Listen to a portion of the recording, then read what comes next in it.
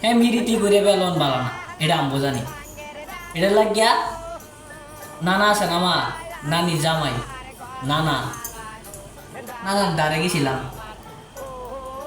যে হয়েছি না হ্যাঁ মিরিতি করে তো বেলোয়া বালানা তো একটা সেই তো আমি একটা বিয়া শাদি করি